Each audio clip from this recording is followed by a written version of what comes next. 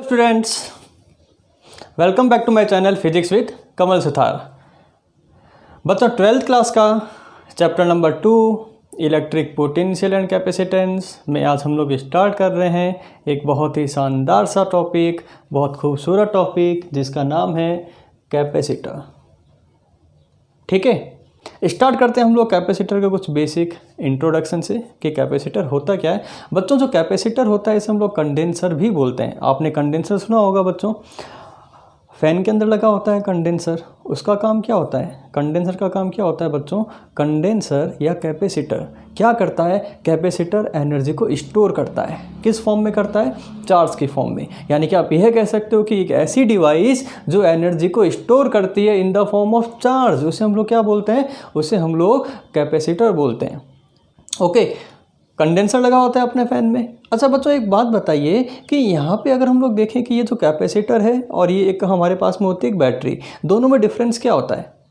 बच्चों ध्यान रखना, जो बैटरी होती है, जो सेल होता है, वो आपको एनर्जी सप्लाई करता है, वो आपको एनर्जी देता है, बट उसकी जो रेट होती है वो कैसी होती है? कांस्टेंट रेट पे आपको एनर्जी देता है। लेकिन अगर हम लोग बात करें कैपेसिटर के, कंडेंसर की बात करें, तो कंडेंसर बहुत सारी एनर्जी आपको बहुत कम टाइम के लिए एकदम से प्रोवाइड करता है। बहुत सारी एनर्जी बहुत कम टाइम के लिए आपको एकदम से प्रोवाइड करता है, उसे हम लोग क्या बोलते हैं?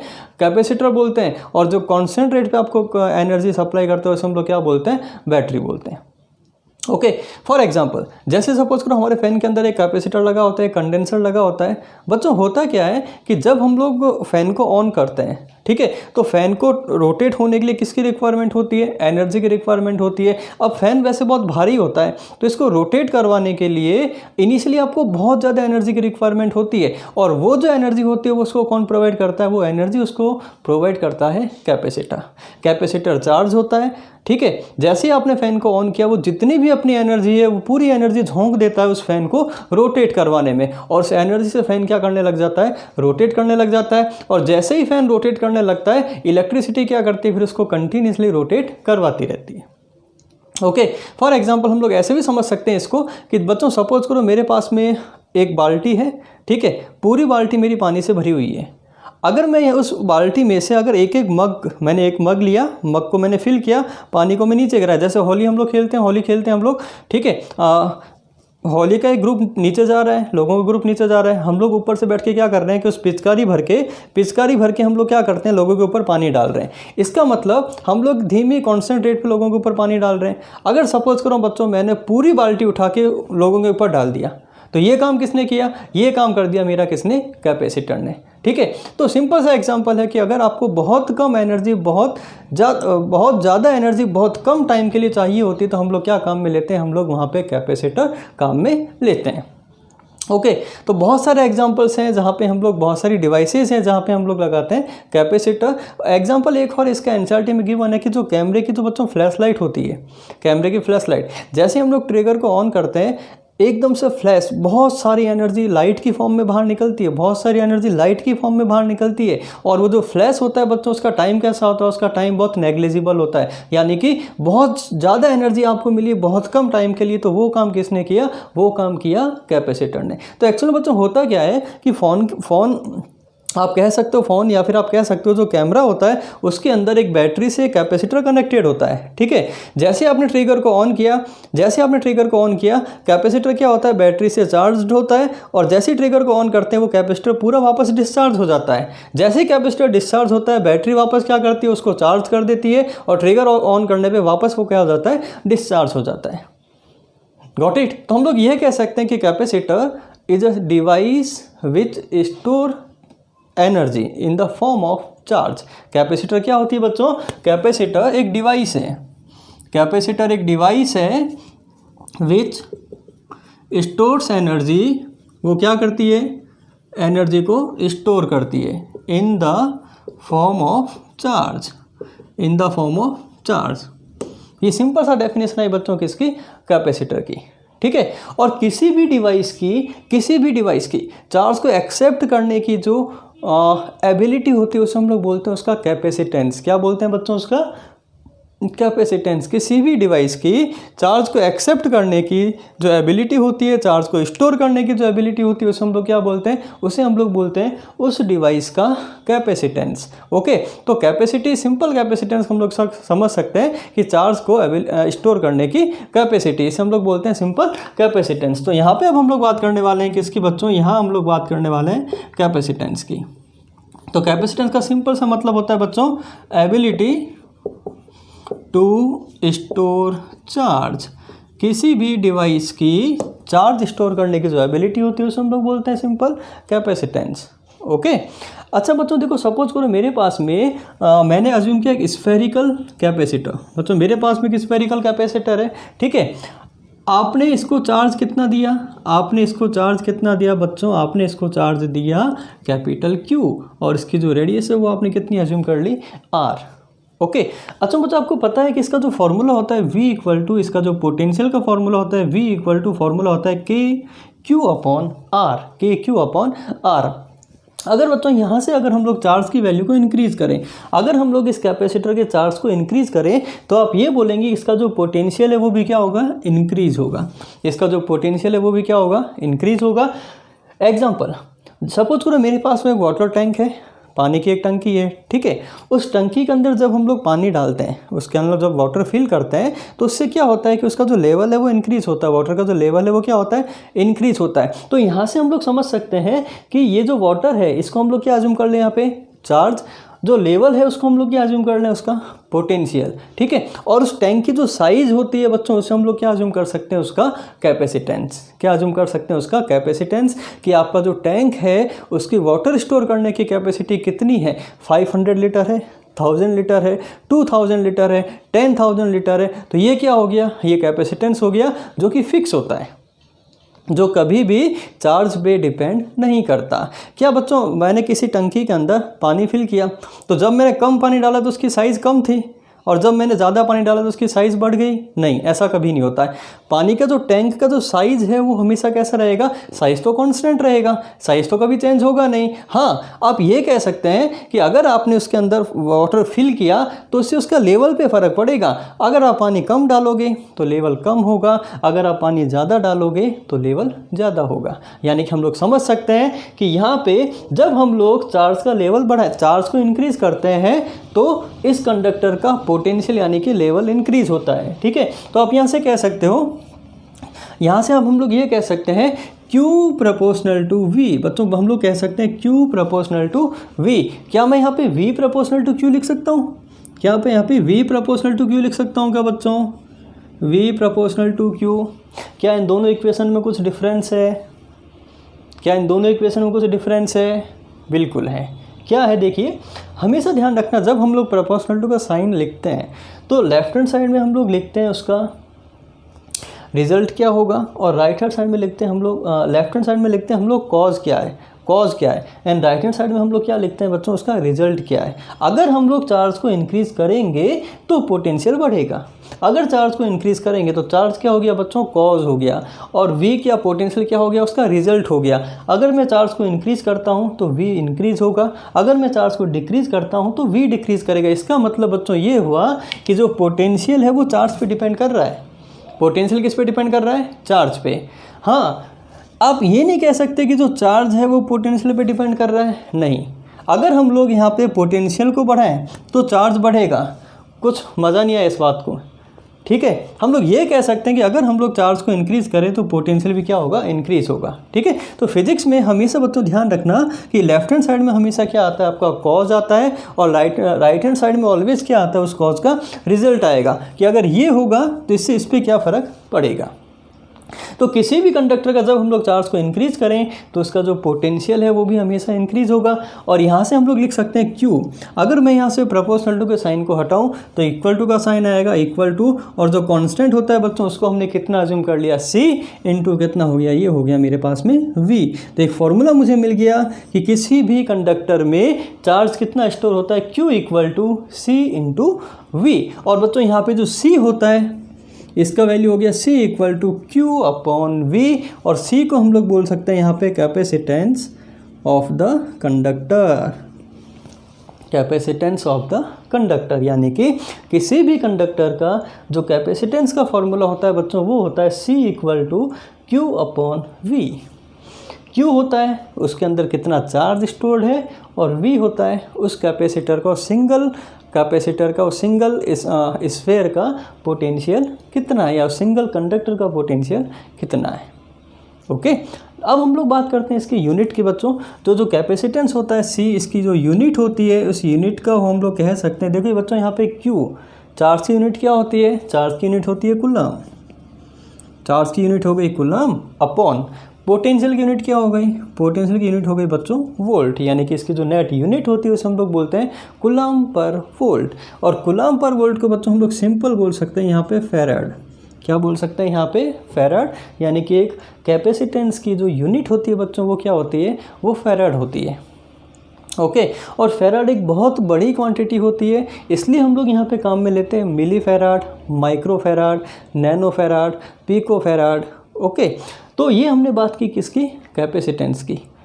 अच्छा बच्चों एक बात बताओ, अगर हम लोग किसी भी कंडक्टर के लिए Q और V के बीच में ग्राफ ड्रॉ करें, Q और V के बीच में ग्राफ ड्रॉ करें, तो उस कंडक्टर के लिए Q और V के बीच का ग्राफ कैसा आएगा बच्चों, इस एक्सिस पे लिया मैंने Q और इस एक्सिस पे मैंने लिया पोटेंशियल V। तो आपको पता है कि Q डायरेक्टली प्रोपोर्शनल टू कितना है बच्चों, V के है। इसका मतलब ऑलवेज जो ग्राफ है वो कैसा आएगा, ग्राफ आएगा आपका स्ट्रेट लाइन। ओके, ग्राफ कैसा आएगा आपका, स्ट्रेट लाइन।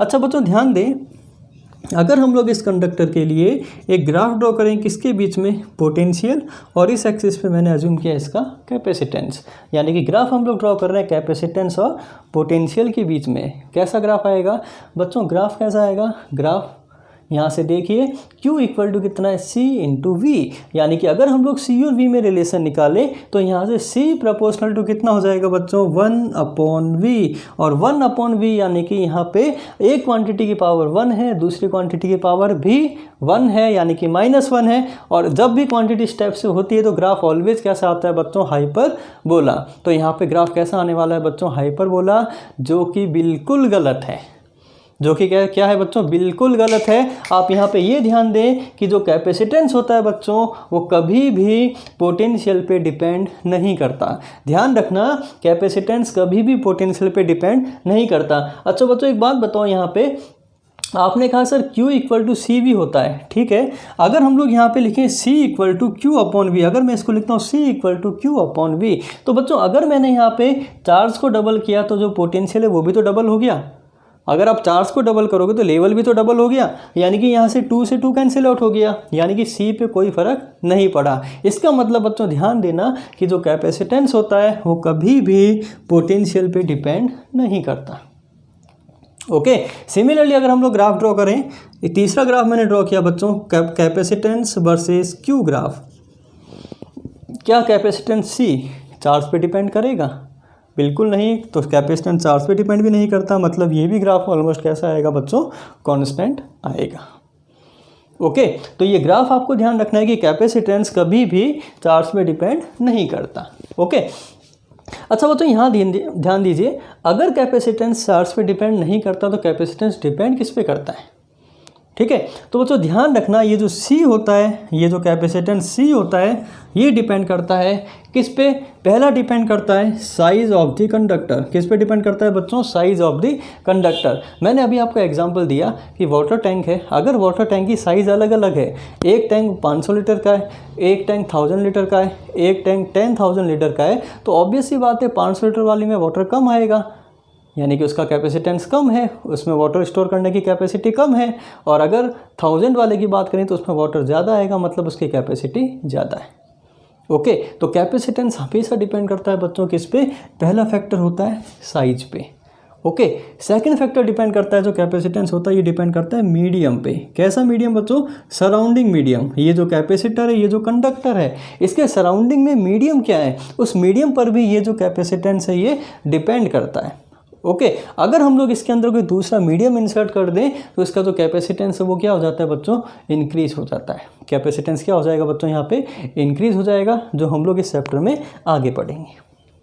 ओके तो ये हमने बात की सिंपल कैपेसिटेंस डिपेंड करता है साइज पे और मीडियम पे। आप ये भी कह सकते हो कि जो कैपेसिटेंस होता है वो किस पे डिपेंड करता है, वो शेप पे भी डिपेंड करता है। अलग अलग शेप, अगर हम लोग अलग अलग शेप के कंडक्टर्स ले तो अलग अलग शेप के जो कंडक्टर्स होते हैं उन सबका जो कैपेसिटेंस होता है वो अलग अलग होता है। तो बच्चों ध्यान रखें, कैपेसिटर ओनली 3 फैक्टर्स पे डिपेंड करता है, साइज पे, मीडियम पे और तीसरा किस पे डिपेंड करता है बच्चों, ये शेप पे डिपेंड करता है। ओके चलिए बच्चों फटाफट आइए एक जल्दी से क्वेश्चन करते हैं हम लोग इसका कैपेसिटेंस का, जो कि रिलेटेड होगा किससे, ग्राफ से।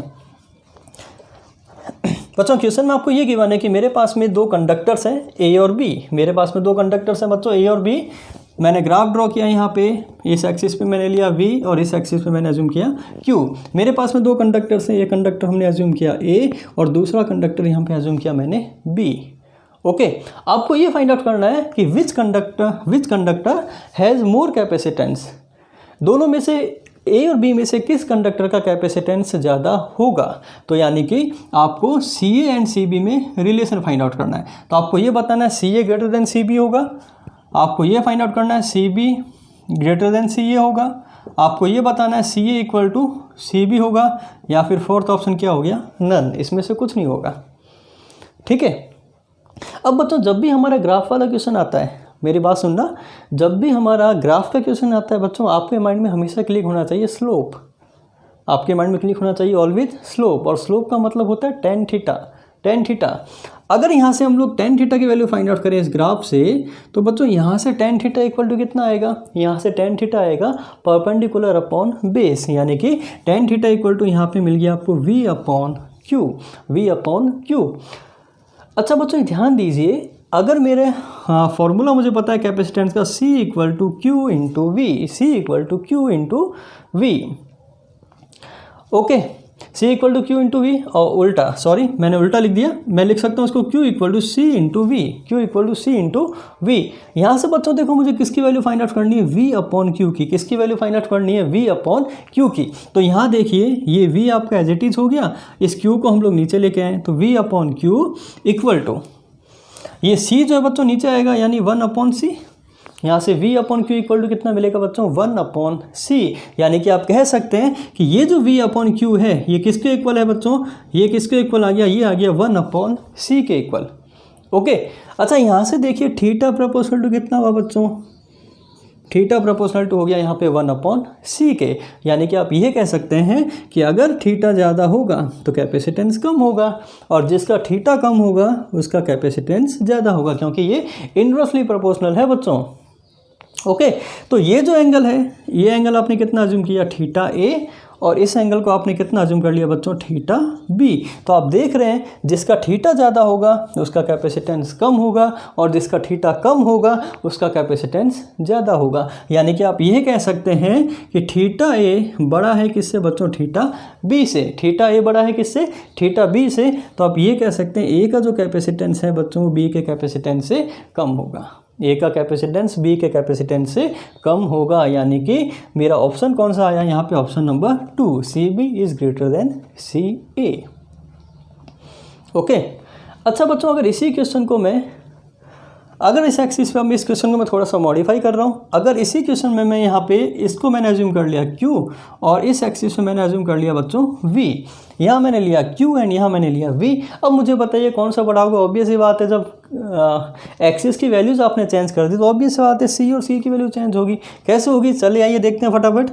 यहाँ से टेन थीटा इक्वल टू कितना मिलेगा, Q अपॉन V, और यहाँ से अगर हम लोग Q equal to C V जो फॉर्मूला होता है, यहाँ से Q V को नीचे लेके आए तो Q upon V equal to कितना मिल गया बच्चों, C। तो आप कह सकते हैं कि थीटा डायरेक्टली प्रोपोर्शनल टू कितना हो गया बच्चों, C के। यानी इस वाले ग्राफ में जिसका थीटा ज़्यादा होगा उसका कैपेसिटेंस भी क्या होगा बच्चों, ज़्यादा होगा। यानी कि theta A greater than theta B then CA greater than CB। Got it. तो ये हमने बिल्कुल बेसिक क्वेश्चन किया कैपेसिटेंस पे। ठीक है, तो ग्राफ का क्वेश्चन भी आपको इस तरीके से आना चाहिए। चलिए बच्चों हम लोग वापस आते हैं अपना कैपेसिटर वाले कंसेप्ट पे।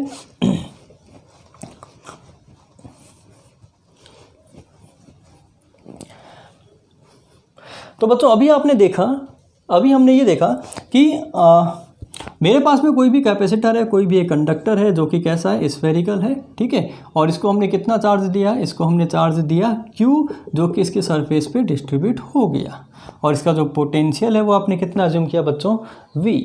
ओके, तो अगर हम लोग इसका कैपेसिटेंस फाइंड आउट करें तो आप ये कह सकते हैं C equal to Q upon V, C equal to Q upon V। बच्चों एक बात ध्यान दें यहाँ पे कि ये जो पोटेंशियल है V, ये पोटेंशियल हम लोग किसी भी कंडक्टर का पोटेंशियल कैसे, मतलब उस पर चार्ज हम लोग कैसे ला सकते हैं।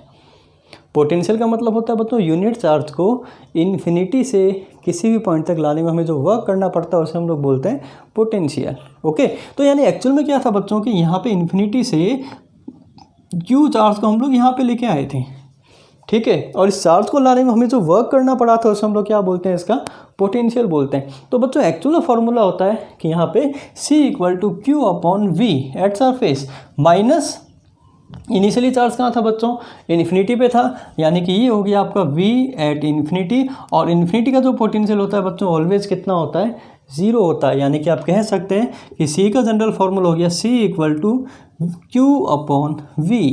ये हमने बात की बच्चों एक सिंगल आइसोलेटेड कंडक्टर की, एक single conductor, single isolated conductor, ठीक है, C equal to Q upon V। अच्छा, यहाँ पे अगर हम लोग बात करें स्फेरिकल कंडक्टर की बच्चों, स्फेरिकल कंडक्टर की बच्चों अगर हम लोग बात करें यहाँ पे स्फेरिकल कंडक्टर की, तो स्फेरिकल कंडक्टर में C equal to Q upon, किसी भी स्फेरिकल कंडक्टर का जो पोटेंशियल होता है वो होता है KQ upon R, KQ upon R। अगर हम लोग यहाँ पे Q से Q कैंसिल आउट कर दें तो ये बच्चों मेरी वैल्यू आ गई C equal to 4 pi epsilon naught into R, C equal to 4 pi epsilon naught into R। यानी कि मुझे कैपेसिटेंस का दूसरा फॉर्मूला बन गया, किसी भी स्फेरिकल कंडक्टर का जो कैपेसिटेंस होता है बच्चों C equal to 4 pi epsilon naught into कितना होता है, R। ओके, और आप ये देख सकते हैं कि किसी भी कंडक्टर का जो कैपेसिटेंस होता है बच्चों वो डायरेक्टली प्रोपोर्शनल होता है किसके, उसकी रेडियस के, किसके डिपेंड करता है, उसकी रेडियस पे, यानी कि उसकी साइज पे।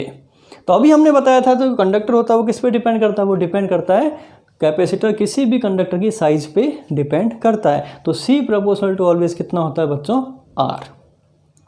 ओके, अगर हम लोग यहाँ पे अर्थ बच्चों एक कंडक्टर है और अर्थ की जो शेप होती है वो हम लोग कैसे मान लें, स्फेरिकल शेप होती है, ठीक है। अगर हम लोग अर्थ का कैपेसिटेंस फाइंड आउट करें, अगर हम लोग अर्थ का कैपेसिटेंस को फाइंड आउट करें बच्चों, तो अर्थ की जो रेडियस होती है वो होती है 6400 किलोमीटर। अर्थ की रेडियस कितनी होती है, 6400 किलोमीटर, और इसको मैं लिख सकता हूँ 6.4 इंटू 10⁶ मीटर, 6.4 इंटू 10⁶ मीटर। अगर ये R की वैल्यू को हम लोग यहाँ पुट करें तो अर्थ का जो कैपेसिटेंस मुझे मिलता है C इक्वल टू, ये वैल्यू मुझे मिलेगी 4 पाई एप्सिलॉन नॉट की वैल्यू आपको पता है 8.85 इंटू 10⁻12 इंटू R को हमने यहाँ पुट किया 6.4 इंटू 10⁶ मीटर। ओके, और जब हम लोग इस वैल्यू को सॉल्व करते हैं बच्चों तो ये वैल्यू आती है 711 माइक्रोफेराड। कितनी आती है बच्चों, 711 माइक्रोफेराड। और माइक्रोफेराड का मतलब होता है बच्चों 10⁻6। इसका मतलब अर्थ एक बहुत बड़ा कंडक्टर है, अर्थ की साइज़ बहुत बड़ी है बच्चों। उस इतनी बड़ी साइज़ होने के बाद भी उसका जो कैपेसिटेंस है बच्चों वो कैसा है, 10⁻6 में, यानी कि बहुत नेग्लिजिबल है, 10⁻6 फेराड। तो इससे ये प्रूव होता है कि 1 farad is very big quantity, 1 farad एक बहुत बड़ी क्वांटिटी होती है।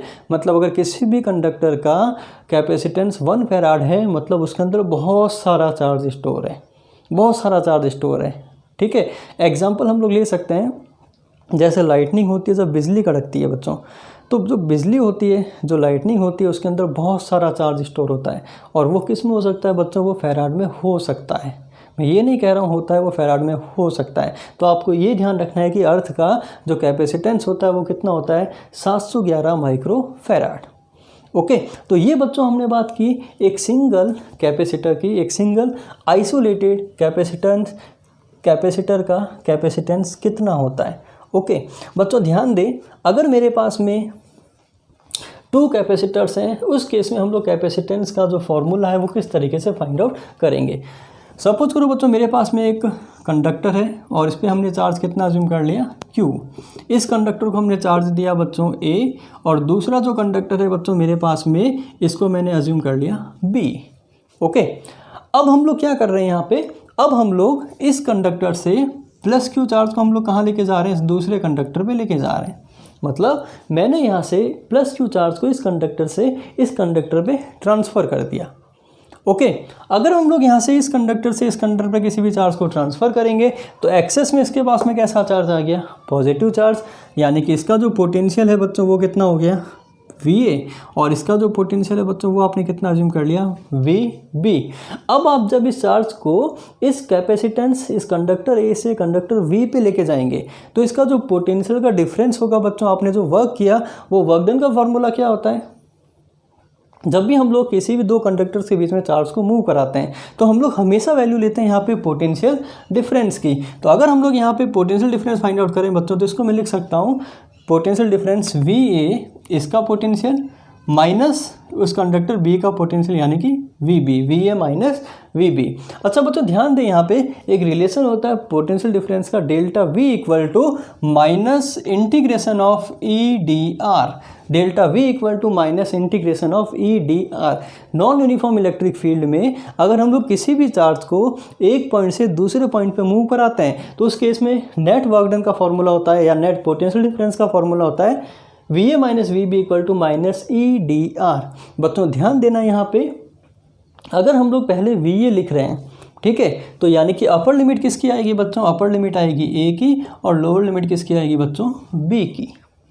ओके, तो यानी कि अगर हम लोग यहाँ पे इस केस में इस सिस्टम का कैपेसिटेंस फाइंड आउट करें, अगर हम लोग इस केस में इस पूरे सिस्टम का कैपेसिटेंस फाइंड आउट करें तो बच्चों फॉर्मूला हम लोग लिख सकते हैं C इक्वल टू Q। बच्चों ध्यान दें यहाँ पे ये जो Q होता है चार्ज, ये हमेशा किसका लेते हैं हम लोग, पॉजिटिव प्लेट का। किसका चार्ज लेंगे यहाँ पे, पॉजिटिव प्लेट का, अपॉन हम लोग लिख सकते हैं VA माइनस VB। तो इक्वलेंट कैपेसिटेंस का फॉर्मूला, इन जनरल फार्मूला आपको हमेशा ध्यान रखना है, C equal to Q upon VA minus VB। अच्छा बच्चों ये जो चार्ज होता है, ये जो चार्ज होता है ये किसका होता है, पॉजिटिव प्लेट का। किसका चार्ज लेते हैं हम लोग हमेशा, पॉजिटिव प्लेट का। और ये जो डिफरेंस होता है ये हमेशा लेते हैं हम लोग बिटवीन टू प्लेट्स, और we can say between two conductors. ठीक है, ध्यान दें चार्ज हमेशा किसका लेना है, पॉजिटिव प्लेट का या पॉजिटिव कंडक्टर का, और डिफरेंस पोटेंशियल का हमेशा दोनों कंडक्टर्स के बीच का लेना है। ओके, तो यहाँ से हम लोग VA माइनस VB की वैल्यू को यहाँ से पुट भी कर सकते हैं। तो इक्विवेलेंट या इन जनरल फार्मूला कैपेसिटेंस का होता है VA माइनस VB। अगर हम लोग सिंगल कैपेसिटर की बात करें तो सिंगल कैपेसिटर में चार्ज हम लोग लेके आते हैं इन्फिनिटी से, इसलिए इन्फिनिटी का जो पोटेंशियल होता है वो ऑलवेज कितना होता है, 0 होता है। इसलिए हम लोग सिंपल लिखते हैं Q upon V। Got it. अच्छा बच्चों एक ध्यान दें, मैंने अभी आपको कहा था कि जो कैपेसिटेंस होता है वो किस पे डिपेंड करता है, वो डिपेंड करता है साइज़ पे। किस पे डिपेंड करता है बच्चों, साइज़ पे। और किस पे डिपेंड करता है, वो डिपेंड करता है शेप पे। और किस पे डिपेंड करता है, वो डिपेंड करता है मीडियम पे। अब ऐसा तो पॉसिबल नहीं है ना कि हम लोग किसी भी कंडक्टर की साइज़ को इंक्रीज़ करते जाएं, हम लोग उसकी साइज़ को बढ़ाते जाएं तो उसका कैपेसिटेंस बढ़ता जाएगा। लेकिन हम लोग कुछ ऐसा ज़रूर कर सकते हैं कि अगर हम लोग इसके चार्ज को फिक्स कर दें, अगर हम लोग इसके चार्ज को फिक्स कर दें और इसका जो नेट पोटेंशियल है उसको हम लोग डिक्रीज़ कर दें। अगर मैंने यहाँ पे Q को फिक्स कर दिया, इसको मैंने फिक्स कर दिया, ठीक है, और इसका जो पोटेंशियल है नेट पोटेंशियल उसको मैंने डिक्रीज़ कर दिया, तो बच्चों C की वैल्यू तो अपने आप इंक्रीज़ हो जाएगी। Q को फिक्स कर दिया, V को डिक्रीज़ कर दिया, तो C अपने आप क्या हो जाएगा, इंक्रीज़ हो जाएगा। ओके, तो यहाँ पे ध्यान दे बच्चों, अगर हम लोग किसी भी कंडक्टर के पास में, अगर हम लोग किसी भी कंडक्टर के पास में जब दूसरा कंडक्टर लेके आते हैं, जब भी हम लोग किसी भी कंडक्टर के पास में जब दूसरा कंडक्टर लेके आते हैं तो इससे इस कंडक्टर के चार्ज पे कोई फ़र्क नहीं पड़ता। क्या इसके चार्ज पे कोई फ़र्क पड़ा यहाँ पे, नहीं, इसके चार्ज पे कोई फ़र्क नहीं पड़ता। लेकिन आप ये कह सकते हैं कि इसका जो पोटेंशियल है वो ड्यू टू दिस कंडक्टर थोड़ा सा डिक्रीज़ हो गया। आप देखिए यहाँ पे इसका जो पोटेंशियल है वो क्या हो गया, डिक्रीज़ हो गया। और जब पोटेंशियल इसका डिक्रीज़ हो गया तो इसका कैपेसिटेंस क्या हो गया बच्चों, इंक्रीज़ हो गया। ओके, तो हमेशा ध्यान रखना, और यही कंसेप्ट होता है किसका, पैरेलल प्लेट कैपेसिटर का। तो नेक्स्ट लेक्चर हम लोग पढ़ने वाले हैं पैरेलल प्लेट कैपेसिटर। ओके, तो ये बेसिक कंसेप्ट आपको ध्यान रखना है किसका, कैपेसिटेंस का। चलिए आगे बढ़ते हैं हम लोग। नेक्स्ट हम लोग फाइंड आउट करते हैं यहाँ पे energy stored in a capacitor और इन अ कंडक्टर।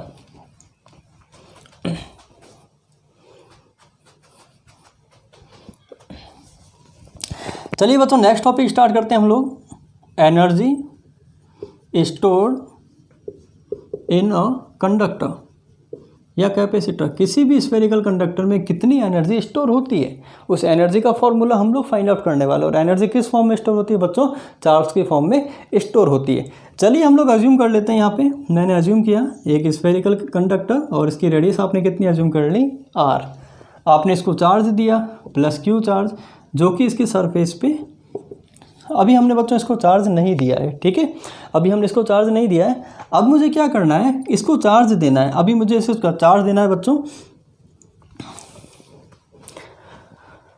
चलिए बच्चों हम लोग स्टार्ट करते हैं अपना next topic, energy stored in a conductor. कि किसी भी कंडक्टर में एनर्जी, कितनी एनर्जी स्टोर होती है, ठीक है। और यहाँ पे जो एनर्जी स्टोर होती है किस फॉर्म में होती है बच्चों? वो चार्ज की फॉर्म में स्टोर होती है। तो यानी कि आपको पता है कि किसी भी कंडक्टर को जब हम लोग एनर्जी देंगे, जब हम लोग चार्ज देंगे, तो हमें क्या करना पड़ेगा? वहाँ पर हमें वर्क करना पड़ेगा। और हमारा जो वर्क डन होता है बच्चों, वो किस फॉर्म में स्टोर होता है? वहाँ पर वो वर्क डन अपना एनर्जी की फॉर्म में स्टोर होता है।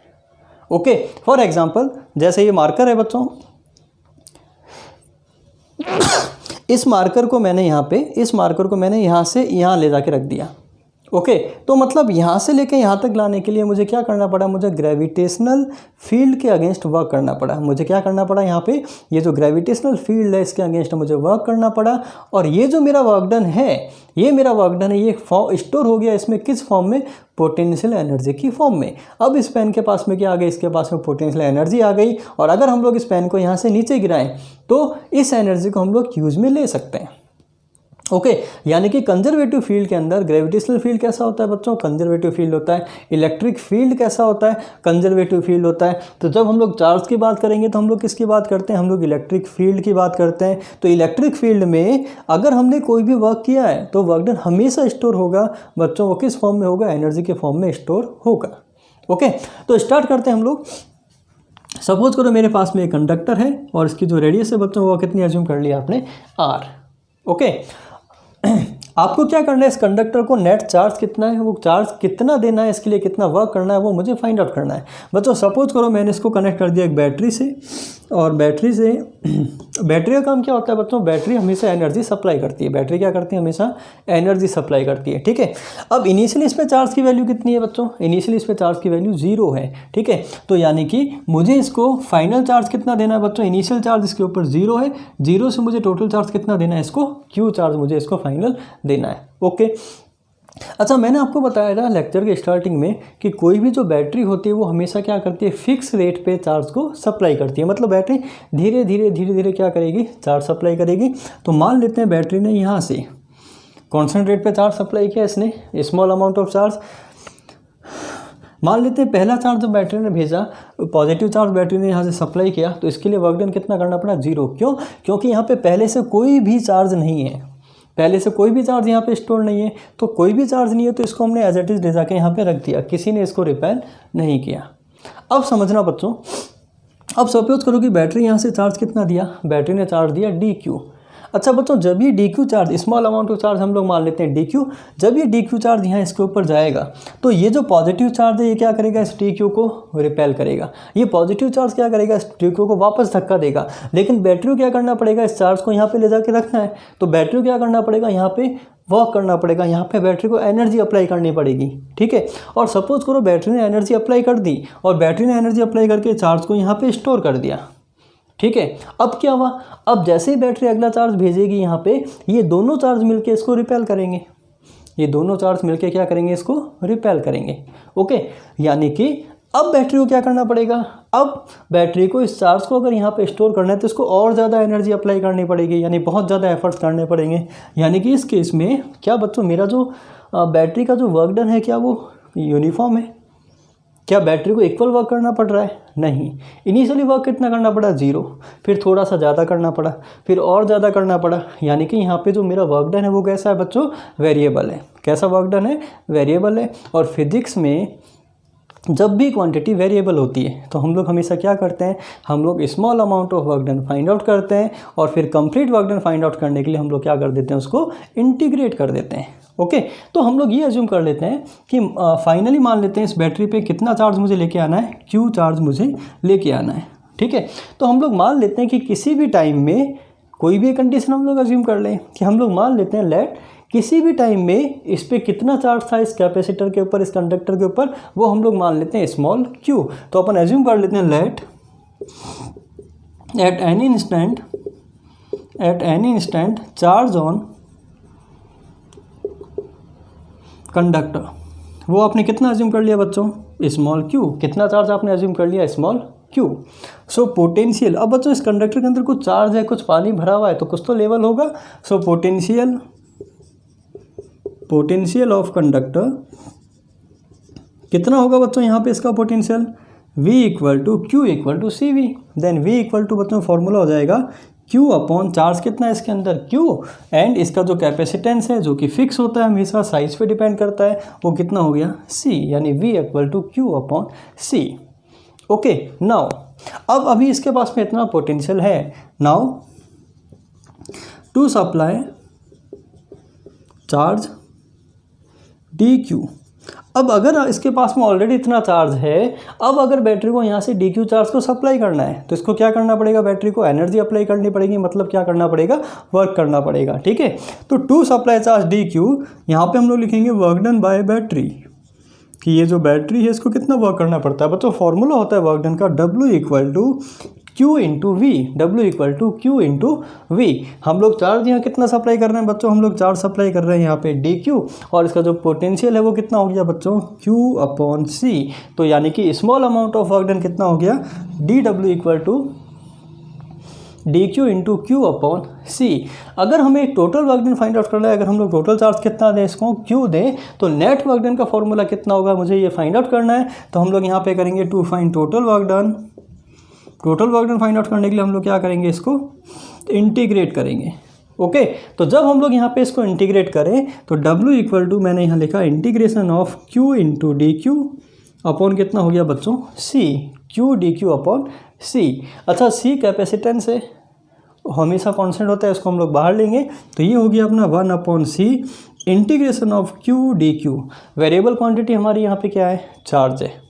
ओके, अच्छा, चार्ज की इनिशियल वैल्यू कितनी थी यहाँ पे, 0। इनिशियल चार्ज कितना था बच्चों, 0 था, तो ये हो गया आपका 0। और टोटल चार्ज हम लोग कितना दे रहे हैं इसको, कैपिटल Q। तो आप ये कह सकते हैं 0 टू कैपिटल Q हम लोग क्या कर सकते हैं, इसको इंटीग्रेट कर सकते हैं। ओके, तो जब हम लोग इसको सॉल्व करेंगे बच्चों तो ये आएगा Q square upon 2 x dx x square by 2, then Q D Q equal to Q square by 2 x raise to power n plus 1 अपॉन n प्लस 1। तो यानी कि फाइनल मेरा आंसर आएगा यहाँ पे लिमिट्स पुट करने के बाद में W equal to Q square upon 2C। और अगर हम लोग यहाँ से Q equal to C V put करें तो दूसरा फॉर्मूला मेरा ये भी बन सकता है हाफ CV स्क्वायर। और बच्चों अगर हम लोग यहाँ पे Q अपॉन C को V पुट करें तो तीसरा मेरा फॉर्मूला यहाँ पे बन गया हाफ QV। तो ध्यान रखिए बच्चों, किसी भी कंडक्टर में कितनी एनर्जी स्टोर होती है बच्चों, Q स्क्वायर अपॉन 2C, या फिर आप कह सकते हैं हाफ CV स्क्वायर, या फिर आप कह सकते हैं हाफ QV। ओके, अच्छा बच्चों ध्यान रखना, सीरीज़ के अंदर हमेशा क्या सेम रहता है, चार्ज। अगर हम लोग दो कंडक्टर्स को सीरीज़ में कनेक्ट करें तो हमेशा क्या इक्वल रहेगा, चार्ज। यानी कि अगर हम लोग सीरीज़ की बात करें तो हम फॉर्मूला क्या अप्लाई करेंगे, Q square upon 2C, Q square upon 2C। अगर हम लोग पैरेलल की बात करें बच्चों तो फॉर्मूला क्या अप्लाई करने वाले हैं, हाफ CV स्क्वायर, और इन जनरल फार्मूला हम लोग ये भी अप्लाई कर सकते हैं हाफ QV। ओके, तो ये हमने फाइंड आउट किया किसी भी कंडक्टर में कितनी एनर्जी स्टोर होती है। ओके, अच्छा बच्चों ये तो हमने एक सिंपल मेथड से, इसका एक दूसरा मेथड और है सॉल्व करने का, लेकिन बोर्ड में आपको इस मेथड से इसको सॉल्व करना है। वो शॉर्टकट मेथड क्या है हमारा, देखिए मैंने अभी आपको बताया कि टोटल वर्क डन का फॉर्मूला होता है किसी भी कंडक्टर को चार्ज देने में हमें वर्क का फॉर्मूला कितना होता है, W equal to Q into V, Q into V, यही फॉर्मूला होता है। अच्छा बच्चों, क्या यहाँ पे मेरा जो चार्ज है यहाँ पे क्या वो कांस्टेंट है, क्या हम लोग इक्वल चार्ज दे रहे हैं? नहीं, हम लोग जो चार्ज दे रहे हैं बच्चों को कितना दे रहे हैं? हम लोग चार्ज दे रहे हैं इसको 0 to Q। कितना चार्ज दे रहे हैं? 0 से लेके Q तक। यानी कि यहाँ पे मेरी जो क्वांटिटी है वो कैसी है? वेरिएबल है। और जब भी क्वांटिटी हमारी वेरिएबल होती है तो हम लोग हमेशा क्या करते हैं बच्चों? एवरेज वैल्यू लेते हैं। तो चार्ज की इनिशियल वैल्यू कितनी थी? 0। फाइनल वैल्यू कितनी हो गई इसकी? Q। तो आप कह सकते हैं 0 + Q/2, ये आपने एवरेज लिया, इनटू कितना हो गया इसका? Potential V। तो अगर हम लोग इसको सॉल्व करें बच्चों तो ये बन गया मुझे ½ QV। यानी कि एनर्जी का दूसरा फॉर्मूला हम लोग ऐसे ही फाइंड आउट कर सकते हैं, ½ QV, या फिर इसे हम लोग ऑल सॉल्व करें तो ½ CV², और इसे हम लोग ऑल सॉल्व करें तो ये कितना आ जाएगा? Q²/2C। Okay, got it? Thank you.